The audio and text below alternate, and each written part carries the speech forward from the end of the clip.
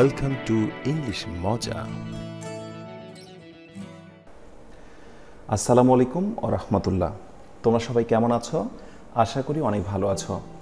English মজার আজকের আয়োজনে তোমাদের সবাইকে অভিনন্দন। হাজির হয়ে গেলাম রিটেন পার্টের আরও একটি নতুন লেকচার নিয়ে, নতুন আয়োজন নিয়ে।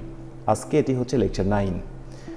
আমি আজকের লেকচার 9-এ যে বিষয়টি নিয়ে আলোচনা করব তার তোমরা আগে ফার্স্টেই পুরো মাস্টার প্ল্যানটা দেখে নাও। মাস্টার প্ল্যান 3, এইটার আমি আজকে 9 নম্বর ক্লাস সেন্টেন্স মেকিং নিয়ে কথা বলবো। তো তোমরা যারা আজকে প্রথমে এই ভিডিওটি দেখছো এবং যারা ভাবছো যে যদি রিটেন পার্টের সমস্ত ক্লাসগুলো আমি একটু পাই তাহলে ভালো হয়, সেই জন্য সিম্পলি তুমি যে কাজটি করবে, ডান পাশে তাকিয়ে দেখো, আমি আই বাটনের লিঙ্ক দিয়ে দিলাম, সেখান থেকে তুমি সমস্ত ক্লাসগুলো করে ফেলতে পারবে। এবং চাইলে আমার চ্যানেল থেকে তুমি এমসিকিউ এর জন্য পুরো ইংলিশের সাপোর্টটাই পেয়ে যাবে, তারও লিঙ্ক আমি ডান পাশে আই বাটনে দিয়ে দিলাম। সেখানে তুমি মাস্টার প্ল্যান 1 এবং 2 থেকে এমসিকিউ গ্রামার অংশে ফুল সাপোর্ট পেয়ে যাবে। তো চলো শুরু করি আজকের মূল আলোচ্য বিষয়, সেন্টেন্স মেকিং। সেন্টেন্স মেকিং তো admission test, Dhaka varsity best যেহেতু আমি রিটেন পার্টের ক্লাসগুলো নিচ্ছি, তো এখন প্রশ্ন হচ্ছে ঢাকা ভার্সিটিতে সেন্টেন্স মেকিং আসবে, এটা আমরা জেনেছি, বাট সেন্টেন্স মেকিংটা কী ধরনের হবে সেটা আমরা অনেকেই জানি না। তো আমরা গেস করছি যে সেন্টেন্স মেকিং যদি আসে পরীক্ষায় তাহলে হয়তোবা এই দুই প্যাটার্ন থেকে আসবে। নাম্বার 1 হচ্ছে ইন্ডিকেটিং সিনোনিম অর অ্যান্টোনিম। একটা ওয়ার্ড থেকে তোমাকে সিনোনিম বা অ্যান্টোনিম বের করতে বললো, সেটা দিয়ে তোমাকে সেন্টেন্স মেকিং করতে হবে। ওইটা নিয়ে আমি একটু পরে বিস্তারিত বলছি। অথবা আরেকটি প্যাটার্নে হতে পারে, সেটা হচ্ছে ইন্ডিকেটিং ডিরাইভেটিভস, উৎপত্তিমূলক। আমরা যেটাকে নাউন, ভার্ব, অ্যাজেটিভ, অ্যাডভার্ব, একটা ওয়ার্ডকে যে ফর্মগুলোতে ব্যবহার করা যায় বা আমরা বের করতে পারি, সেইগুলোর কোনো একটি দিয়ে তোমাকে সেন্টেন্স মেকিং করতে বললো। এই দুইটা ওয়েতেই তুমি আসলে সেন্টেন্স মেকিং করতে পারো। তো এখন একটা কথা বলি, এই যে ঠিক পরীক্ষার পূর্ব মুহূর্তে আমি কিন্তু তোমাকে সেন্টেন্স মেকিংয়ের আসলে ইনস অ্যান্ড আউটস, খুঁটিনাটি সমস্ত রুলসগুলো শেখাতে পারবো না। একটা বিষয় কি, তোমরা এই স্টেজে এসে অ্যাডমিশনের ঠিক আগে 3 মাস ধরে তোমরা যতটা পড়াশোনা করো, জীবনের অতীত সময় তোমরা যদি এই পরিমাণে পড়াশোনা করতে, বিলিভ মি, অ্যাডমিশনে ইংলিশটা না পড়লেও হতো। কিন্তু কি হয়, আমরা পুরোনো সময়গুলোতে অতটা পড়ি না, বাট এই পর্যায়ে এসে আমরা প্রচুর পরিমাণে সিরিয়াস হই।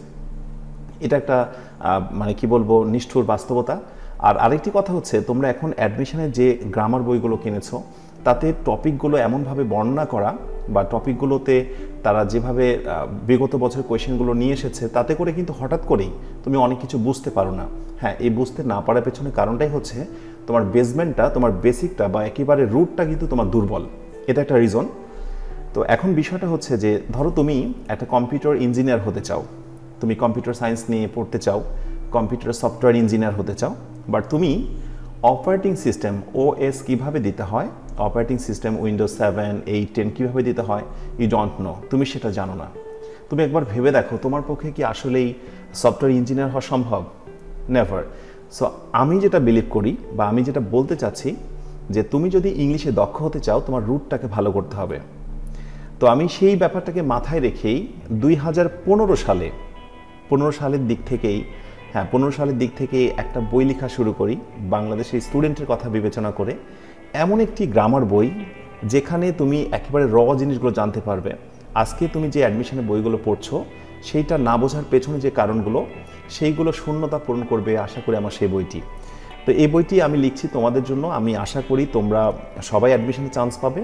তারপরেও যেখানেই থাকো না কেন, সম্ভব হলে এই একটা বই তুমি রাখবে। বইটা প্রায় শেষ পর্যায়ে, আমি আশাবাদী আল্লাহ যদি সব কিছু ঠিকঠাক মতো রাখে 2020 সালের জানুয়ারি অথবা ফেব্রুয়ারিতে বইটি আমি রিলিজ করতে পারবো। এই বইটি আই হোপ ইংলিশের সমাধানে এনাফ হবে, একটি বই যথেষ্ট।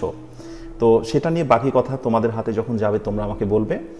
তো আমি যে কথা বললাম, আসলে বেসমেন্ট দুর্বল হওয়ার কারণে আমরা কিন্তু অনেক সময় সেন্টেন্স মেকিং করতে পারি না।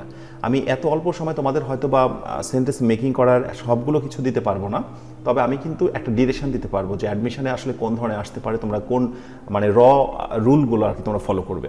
তো চলো দেখে নিই। তোমরা শিরোনাম দেখেই ফেলেছো যে 2 ধরনের সেন্টেন্স মেকিং হতে পারে। একটা হচ্ছে ইন্ডিকেটিং সিনোনিম অর অ্যান্টোনিম, অর্থাৎ সিনোনিম অ্যান্টোনিমকে কেন্দ্র করে, সমর্থক বা বিপরীতার্থক এরকম একটা শব্দের ইঙ্গিত দিয়ে তোমাকে ওইটা দিয়ে বাক্য রচনা করতে বললো বা সেন্টেন্স মেকিং করতে বললো। তো এটা কোয়েশ্চেন প্যাটার্নটা কেমন হতে পারে? ধারণা করা হচ্ছে যে 5টি ওয়ার্ড দেওয়া থাকবে এবং সেই 5টি ওয়ার্ডের ব্র্যাকেটে বলা থাকবে যে এটা থেকে তুমি সিনোনিম তৈরি করো। তোমরা ইন্টারমিডিয়েটে তোমরা যে সিনোনিম অ্যান্টোনিমে তোমাদের যে 12 নাম্বার যে লেসনটা ছিল তোমরা এর আগে দেখেছো, তো সেইটা অনুযায়ী তো আপহোল্ড এটার সিনোনিম করতে বলা হবে। তো আপহোল্ডের সিনোনিমটা কি? আপহোল্ডের সিনোনিম হচ্ছে সাপোর্ট। ওকে, ডান, তুমি এটা জেনে গেলে। এবার সাপোর্ট দিয়ে তোমাকে এটি সেন্টেন্স মেকিং করতে হবে।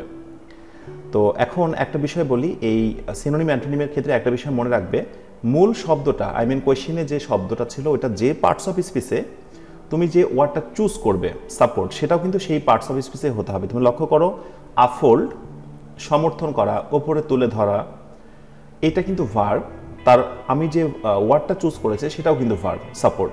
এই ব্যাপারটা তোমাকে মাথায় রাখতে হবে। মূল শব্দটা যে পার্টস অফ স্পিচের, তোমার আনসারটা বা সেই সিনোনিমাস বা অ্যান্টোনিম ওয়ার্ডটাও কিন্তু সেই পার্টস অফ স্পিচে হতে হবে।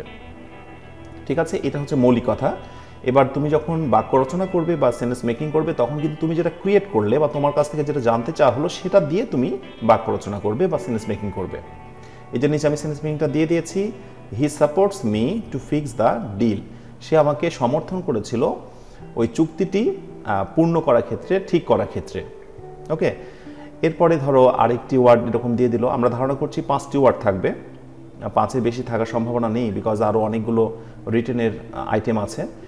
টিডিয়াস, তো টিডিয়াস মানে কি? টিডিয়াস মানে হচ্ছে ক্লান্তিকর, পরিশ্রম সাধ্য, দুর্বল, বোরিং টাইপের একটি ওয়ার্ড আর কি। তো টিডিয়াসের অ্যান্টোনিম চাওয়া হচ্ছে, বিপরীত শব্দ কি? তো টিডিয়াসের বিপরীত শব্দ অনেকগুলো হতে পারে, আমি দিয়েছি চার্মিং। ওকে, এবার একটা বিষয় লক্ষ্য করো, মূল শব্দ হচ্ছে টিডিয়াস, এটা কিন্তু অ্যাডজেক্টিভ। ঠিক আছে, একটা পরিস্থিতি, একটা গুণকে বোঝাচ্ছে ক্লান্তিকর। আমি এটার যেটা আনসার নিয়েছি বা অ্যান্টোনিম বেসে বের করেছি সেটাও কিন্তু হচ্ছে অ্যাডজেক্টিভ, চার্মিং। সো এই ব্যাপারটা তোমাকে মাথায় রাখতে হবে যে রুট ওয়ার্ডটা যে পার্টস অফ স্পিচের, আনসারটা হবে সেই পার্টস অফ স্পিচের। এরপরে তুমি নর্মালি সেন্টেন্স মেকিং করবে। আমি তৈরি করেছি, this charming panorama reminds hour past memories.